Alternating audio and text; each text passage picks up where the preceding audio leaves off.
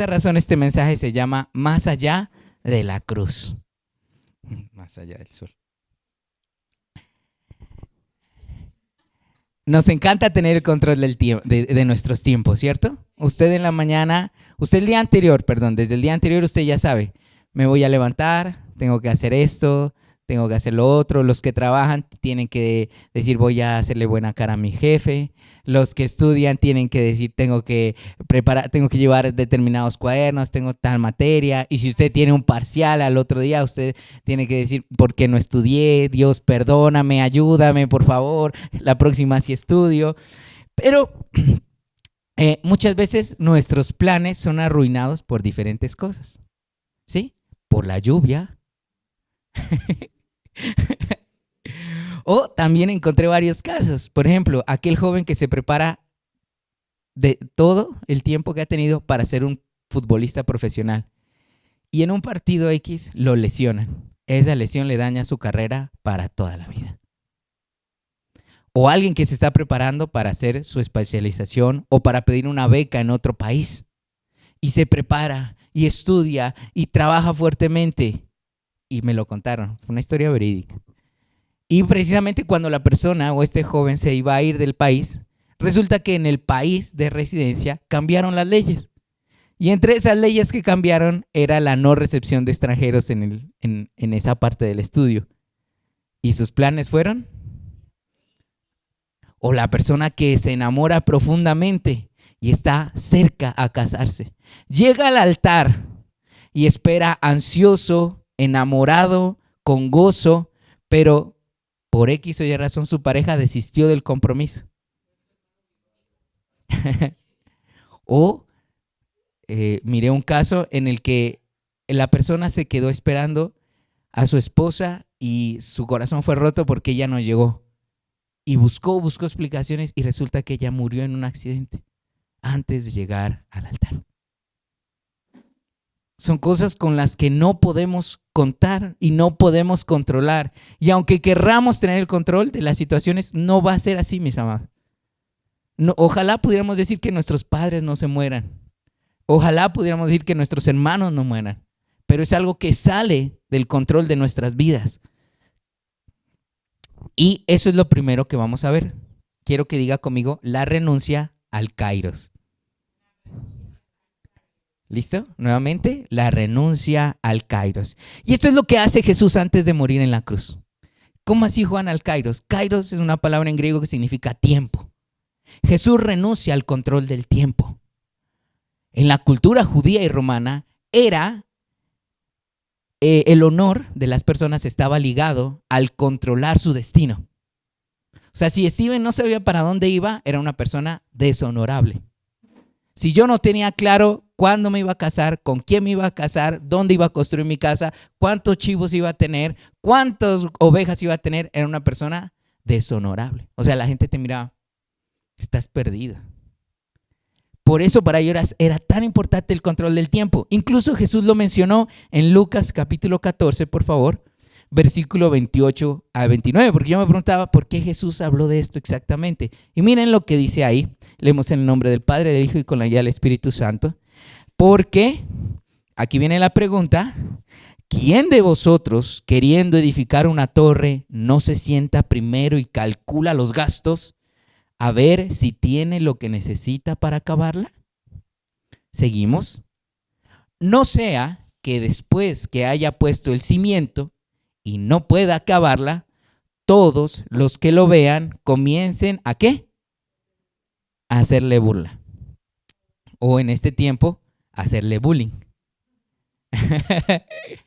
Entonces, si una persona en ese tiempo empezaba a construir su casa y su casa no era terminada, era tenido en burla. No es como ahora que nosotros decimos, bueno, voy a construir una parte y luego construyo otra parte y así vamos poco a poco. Recuerden el contexto, en la cultura romana y judía no. Si usted dejaba su piso sin organizar, era una persona apta para burlarse, para hacerle bullying, para decirle mal organizado, indisciplinado, se puso a hacer cosas afanado, ¿sí? Sí, usted, ajá, exacto. Por esa razón, incluso los hogares eran arreglados. O sea, por esa razón los casaban a conveniencia, porque ya había un plan estipulado. Mi hijo, Alberto, se casa con Jazmín y se casan porque yo necesito que ellos más adelante sean los dueños de todos estos terrenos para que hagan esto, esto y esto, esto. Por esa razón, para la cultura judía era tan importante el control del tiempo. Pero si leemos todo el fragmento de esta historia de Lucas, ¿sí? No lo vamos a leer en estos momentos, es impresionante porque dice que una multitud seguía a Jesús. Y Jesús en esa multitud les dice, ellos lo seguían, pero no eran sus discípulos. Para este tiempo, el maestro era el que elegía a los discípulos, no el discípulo al maestro. Porque si Catherine dice, yo soy discípula de Juan, y va y por allá y hace cosas raras, se pone a comportarse inadecuadamente, pues obviamente, ella decidió que yo fuera. Pero si yo la escojo a ella, es porque yo miro en ella cualidades para ser mi discípula. Eso es lo que pasaba en ese tiempo. Los maestros veían quién era el más apto y el más capacitado para ser su discípulo. O sea, que buscaban gente buena o mala. Muy bien, gente responsable, gente que supiera y tuviera un control de su tiempo, del kairos. ¿Estamos claros hasta aquí? Pero ¿qué es lo curioso de Jesús? Que Jesús no quería gente que controlara su tiempo. Jesús quería gente que no tuviera control. Jesús quería personas que vinieran a Él sin nada, sin ningún tipo de prioridad. Que vinieran personas que no estuvieran dispuestas a tener el control de su tiempo, sino que alguien más controlara su tiempo. Les recuerdo, en la cultura judía romana esto era deshonroso. Muy bien. No tenía honor alguno. Y Jesús estaba pidiendo esto. Estaba pidiendo personas sin honor. Imagínense, pero porque Jesús ya lo había hecho.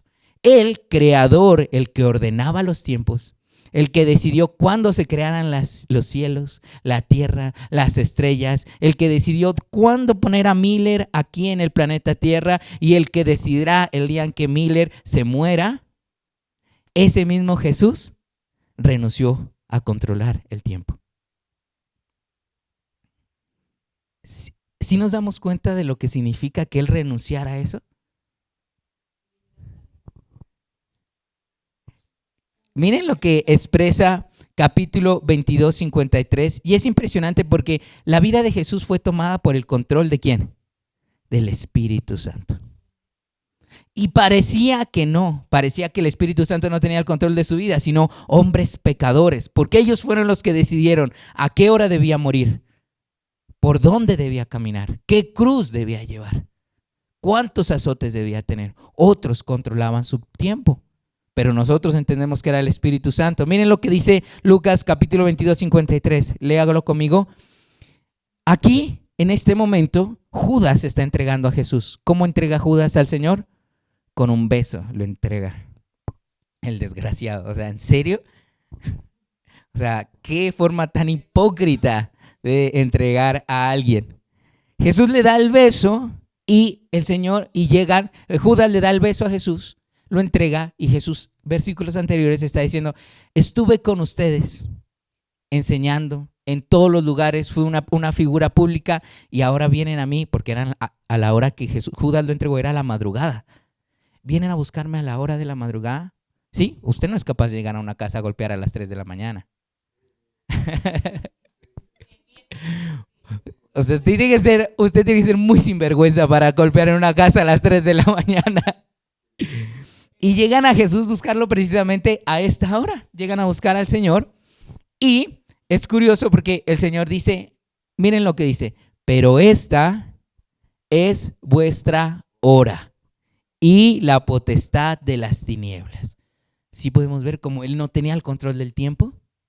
Eran otros los que tenían el control del tiempo sobre Él. Recordemos que era Jesús, no era Steven. Mateo 4:11 dice, fue llevado por el Espíritu Santo al desierto. Hechos capítulo 1, versículo 7. Sofi, por favor, ponlo. Capítulo 1, versículo 7. No les toca a ustedes, ¿qué dice ahí, Sofi? No les toca a ustedes saber los tiempos y las sazones que el Padre puso ¿en quién? No es compartido esto. por el Padre. Esto no es compartido, es de Él. Él decide los tiempos. Ahora sí, Mateo 6, versículo 31 y 32, por favor, atención a esto. No os afanéis pues diciendo, ¿qué comeremos? ¿O qué beberemos? ¿O qué vestiremos? Porque ¿quién busca esto? Porque los gentiles buscan estas cosas. Pero vuestro Padre Celestial sabe de qué tienen necesidad. Cerremos los ojos por un momento. Piensa en la necesidad más grande ahorita.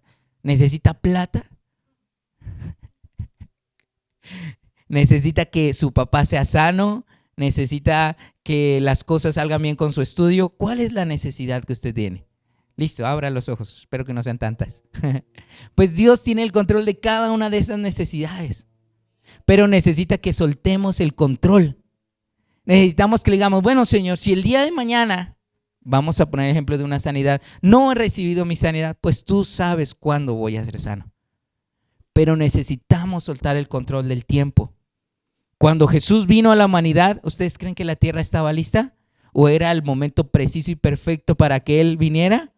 No, era el momento y era el reloj de Dios. Así mismo pasa con nuestras vidas. Quizás no estemos en el momento más chévere, pero es donde debemos estar ahorita. Y debemos estar confiados porque Dios tiene el control. ¿Por qué no mira a la persona que tiene a su lado y dígale, suelta el reloj? El reloj.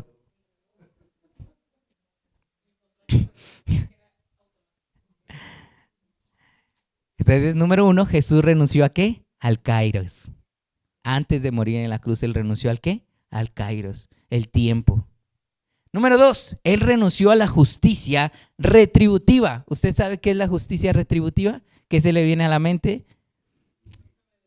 Exacto, que me devuelvan. O sea, esto quiere decir, o la conocida por la ley de Hammurabi, conocida como la ley del talión. Ojo por ojo, diente por diente. Esto significa que si alguien te hacía algo malo, Steven, tú tenías el derecho, y si tú eras inocente, ¿no? Porque si eras culpable, pues te lo merecías. Pero si eras, digamos que era inocente, Steven tenía todo el derecho legal para hacerle a la persona lo mismo o similar a lo que esta persona le haya causado. Esta es la ley de Hammurabi o la ley del talión o la del ojo por ojo y diente por diente. ¿Y saben quién sabía muy bien y se conocía esta ley al pie de la letra? No, David. El rey David era un hombre que se conocía esto como de la A a la Z. Leamos Salmo 5:10, por favor. Léalo fuerte. ¿Qué dice ahí? Léalo con rabia, pero como David lo escribió. Léalo con rabia. ¿Qué dice ahí? Castígalos, oh Dios. Caigan por sus mismos consejos. Por la multitud de sus transgresiones, échalo fuera, porque se rebelaron contra ti. Salmo 69, versículo 24, por favor. Miren, lea el siguiente conmigo, por favor, con rabia. Derrama sobre ellos tu ira y el furor de tu enojo los alcance. David sí sabía lo que era la ley del ojo por ojo y el diente por diente. Y estos salmos son llamados salmos precatorios porque él exige que sus enemigos sean destruidos. Y yo estoy seguro que muchos de nosotros hemos solicitado esto delante de Dios.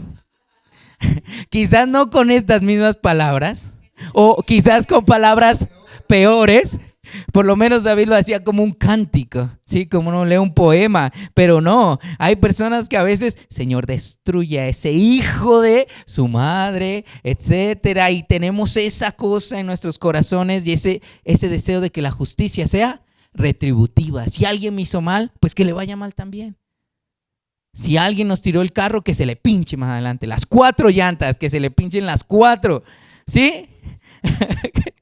Que lo pare el policía y que no tenga papeles. Y que se le lleven el carro.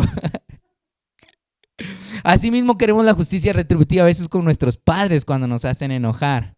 ¿Sí? ¿No han escuchado? O no sé si usted alguna vez cuando era más joven le dijo, te odio, papá. ¿Sí? Porque exigimos desde pequeños la justicia retributiva. O cuando usted le hace, cuando Cuando usted ya tiene mucho tiempo en pareja, cuando usted ya, estoy hablando de bastante tiempo, de mucho tiempo, lastimosamente como seres humanos aprendemos a conocernos de tal manera con nuestra pareja que sabemos qué decir para lastimarlo. Sabemos exactamente qué clavo o qué cuchillo hundir para que la herida sea fuerte. Entre más conoces a alguien, más sabes dónde le va a doler. Porque dentro de nosotros hay algo que se llama justicia retributiva que todo el tiempo está saliendo como ese monstruo. Si él me hizo algo malo, yo le hago la misma. ¿Sí? Por eso usted escucha en el mundo que le pusieron los cuernos, como decimos aquí en Colombia. Y él, pues usted también. Pues no se deje. Hágale lo mismo. Lo mismo. Pero nuestro pero nuestro amado Jesús no. Él vino y dijo, ¿saben qué, muchachos? Cuando a ustedes le golpeen una mejilla, pongan la otra. Y dice, si alguien viene y les pide, hablando del pedir, no es pedir, era que alguien le robaba. Si alguien a ustedes viene y le roba el par de zapatos, no solo dejen que le robe los zapatos, denle su chaqueta, sus joyas, su dinero, su celular, porque él aprendió, él nos enseña lo que es la justicia retributiva, a renunciar a ello. Miren lo que dice Lucas 23, versículo 28. Recordemos que Jesús está yendo a la cruz. ¿Lo leen conmigo, por favor? Dice, pero Jesús, vuelto hacia ellas, les dijo, hijas de Jerusalén, no lloren por mí, sino lloren por ustedes mismas y por vuestros hijos. Recuerden, él estaba cerca a morir. Jesús en ningún momento pide una autocompasión, decir, pobrecito de mí, ya voy a morir y ustedes ahí tan campantes, me van a dejar morir solito. ¿Sí? No, nuestro amado Jesús renunció a la justicia retributiva, porque él no se lo merecía, ¿o sí? No, pero por supuesto que no. Lea conmigo Isaías 53, versículo 7, por favor. Lo tiene así, angustiado él y afligido, no abrió su boca, hablando de justicia retributiva. Como cordero fue llevado al matadero y como oveja delante de sus trasquiladores. Léalo fuerte esa palabra conmigo, enmudeció. Y luego que dice, y no abrió su boca. Ahora usted piense esto, el Rey de gloria, el Rey de majestad, por quien fue creado los cielos y la tierra, cuando lo estaban llevando a su muerte, ¿qué dijo? Nada, no abrió su boca, renunció completamente a su justicia retributiva. Inclusive leemos en uno de los evangelios que cuando van a arrestar a Jesús, viene Pedro, saca la pata de cabra que tenía por ahí guardada y escondida, saca el machete de por allá, lo soba, le saca el filo contra el suelo y trágate, le saca la oreja a uno de los centuriones, le arrancó la oreja. ¿Cómo sería de filoso ese cuchillo para arrancar la oreja de un solo tajo? Imagínese usted, un cuchillo que no da filoso le alcanza, pero se la sacó toda. Y el Señor le dice, Pedro, ¿qué pasa? O sea, te elegí como mi discípulo, o sea, me estás haciendo quedar mal de frente de toda esta gente. Y el Señor le dice, si yo quisiera, en estos momentos oraría y una legión de ángeles vendría a hacer justicia, vendría en mi ayuda. Pero él no. ¿Qué hizo entonces? Renunció a su justicia retributiva. Así que es hora de hacer a un lado las palabras porque yo, porque a mí, por qué, y entender y renunciar a esa justicia retributiva. Porque creemos que somos lo suficientemente buenos para que no nos sucedan cosas malas. Pero si yo le sonrío a mi jefe porque me grita. Pero si estudié, ¿por qué perdí el examen? Pero si voy a la iglesia, ¿por qué estoy enfermo? Estamos todo el tiempo buscando justicia retributiva con Dios. A veces no conocemos, cuando vamos delante de Dios y decimos, ¿por qué Dios si yo te sirvo? ¿Por qué? ¿Por qué? Por eso les digo que todos nosotros tenemos una justicia retributiva arraigada en nuestros corazones. Voy a hacerles una pregunta y quiero que me la respondan rápidamente en su mente, por favor. ¿Listo? Si hoy usted muere, se murió. Imagínese ya usted metido en el cajón. Está muerto. Usted llega al cielo. ¿Listo? Un ángel se para delante de usted y le hace la siguiente pregunta. ¿Por qué estás aquí?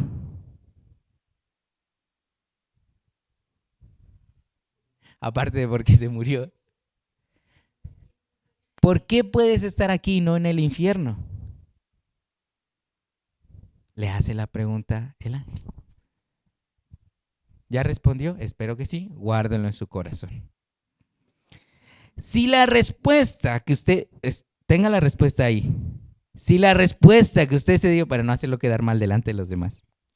Si la respuesta que usted se dio a sí mismo es en primera persona, déjame decirle que usted tiene una justicia retributiva en su corazón tan grande.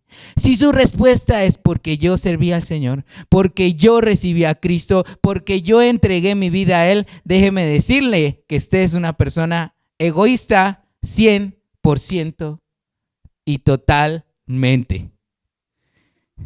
Usted sigue con la justicia retributiva en su corazón, creyendo que porque usted recibió a Cristo, tiene derecho a su salvación. Porque no es así. Diga a la persona que tiene a su lado, no es así. Lucas capítulo 23, desde el versículo 39 al 43, nos muestra algo muy bonito. Vemos a Jesús en la cruz, ¿cierto?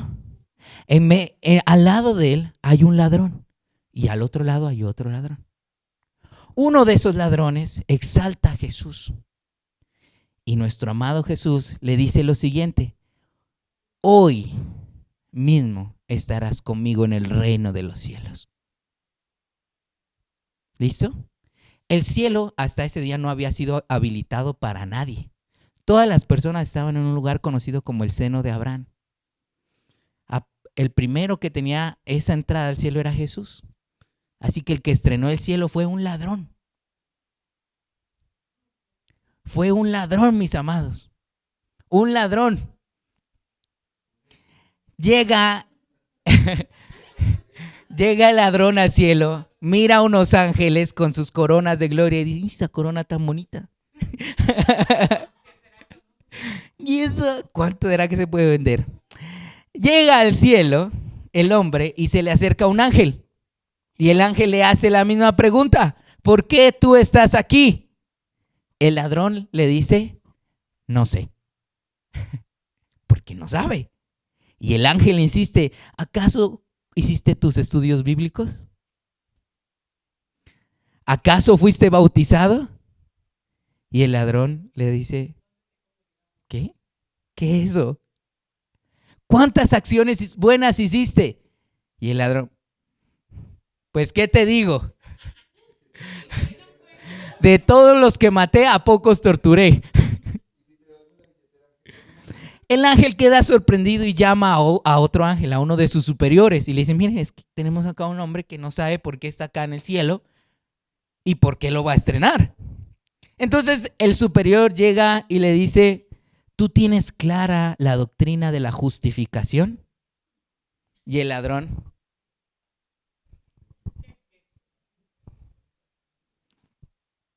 dice: nunca había oído hablar de eso. ¿Qué es eso? ¿Con qué se come?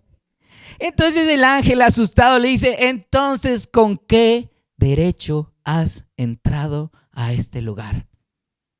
Y el hombre, con una sencillez, simplemente responde: el hombre que estaba al lado mío en la cruz me dijo que yo podía entrar. Esta es una historia del predicador Alistair Begg y nos hace ver cómo realmente la única respuesta correcta es cuando respondemos en tercera persona. ¿Por qué entraste al cielo, Miller?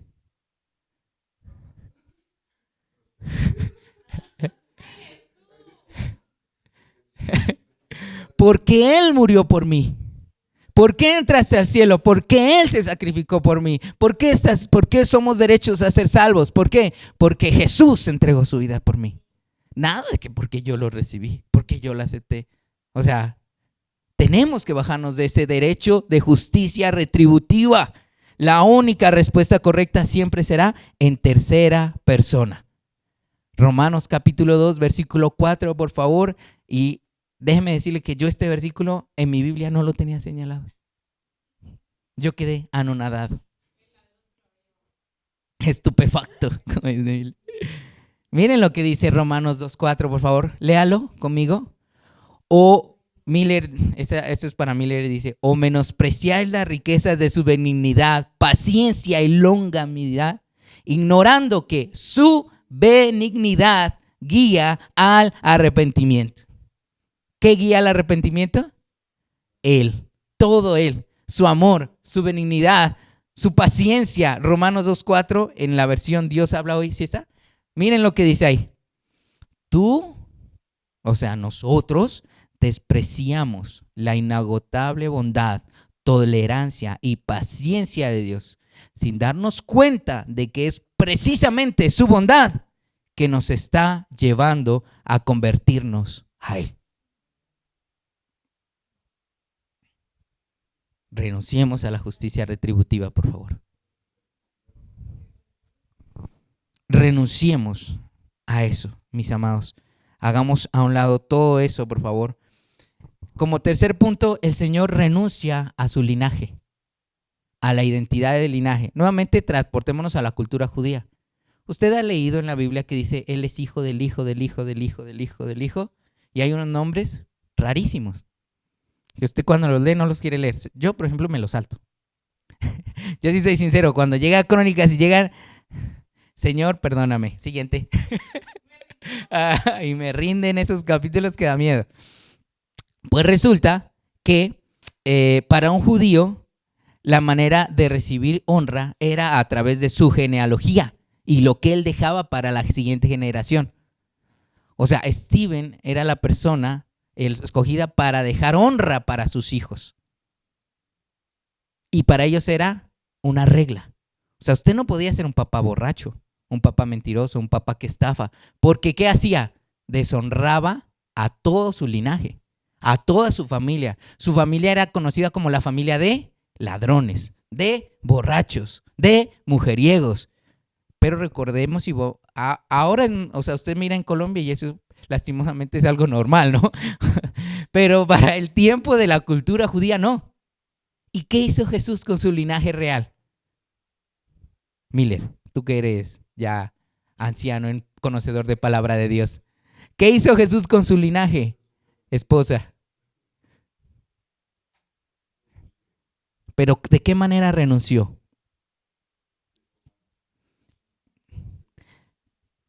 Gálatas 3:13, por favor, lo leemos. Cristo nos redimió de la maldición de la ley, hecho por nosotros. ¿Cómo se hizo? ¿Cómo? Maldición. Porque escrito está: maldito todo aquel que es colgado en un madero. Isaías 53:3, por favor, léalo conmigo. Despreciado y desechado ¿entre quién? ¿Entre quién? Entre los hombres. Varón de dolores, experimentado en quebranto, y como que escondimos de él el rostro, fue menospreciado. ¿Y qué? Y no lo estimamos. Él toma todo su linaje y lo tira a la basura prácticamente. Porque a él lo iban a conocer no por una persona santa, sino como aquel que había muerto en una cruz. La peor muerte de todas en la tierra en ese tiempo. Era lo más denigrante que podía haber. Ustedes han visto que a veces cuando aquí en Popayán cogen a los ladrones, ¿qué hacen?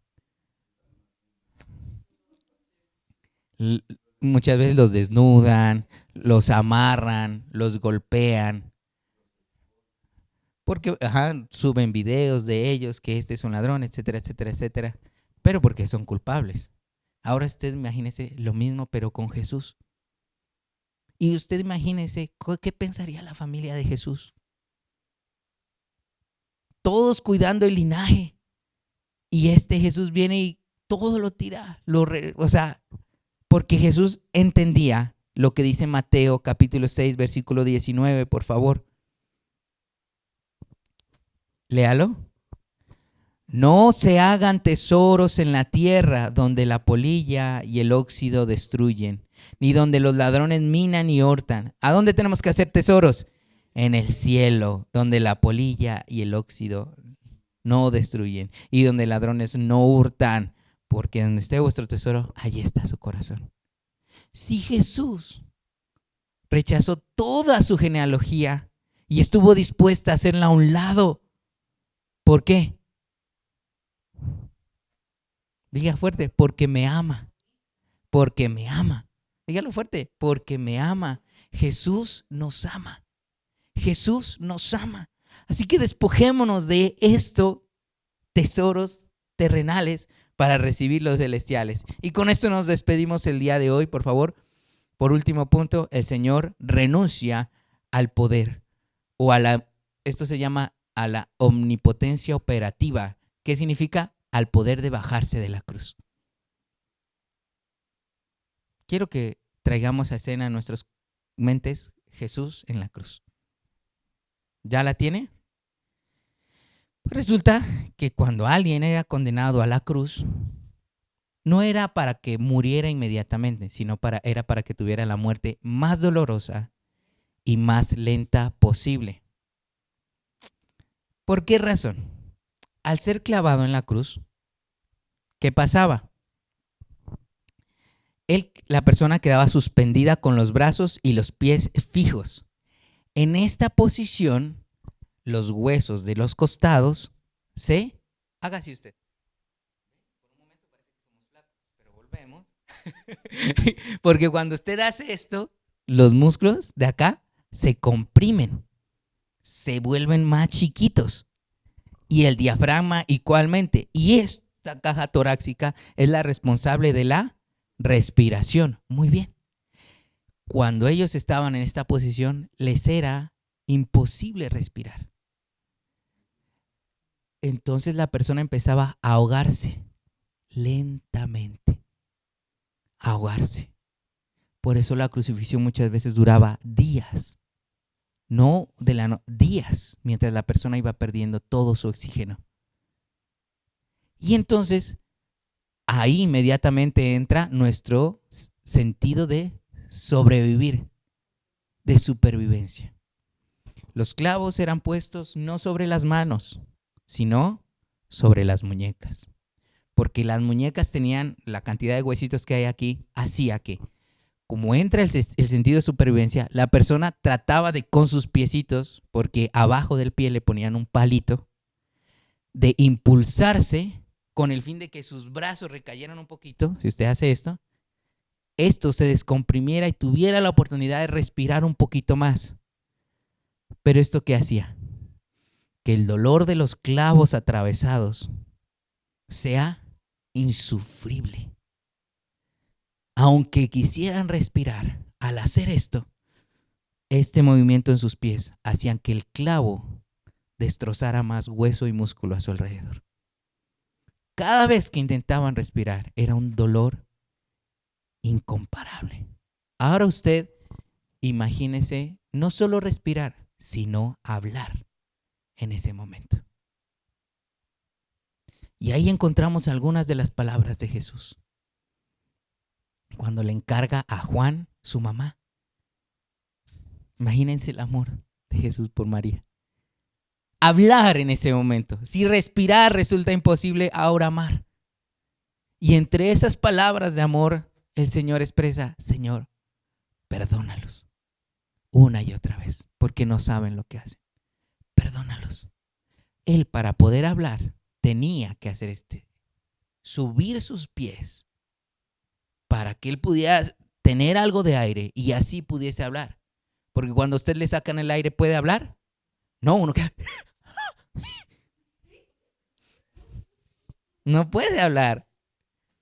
Pero nuestro amado Jesús cada vez se lastimaba a sí mismo para decir, perdónalos. Y otra vez subía y decía, perdónalos. Así que Él estaba en una constante lucha porque nos amaba. No por Él, por nosotros. El Rey de Gloria y el Rey de Majestad, ahí padeciendo. ¿Y usted cree que Él sufrió para que usted ahora esté sufriendo? No, Él murió para que nosotros estemos en su plenitud. Le aseguro que ninguno de los sufrimientos que en estos momentos estemos pasando es comparable con lo que Él estaba pasando en la cruz.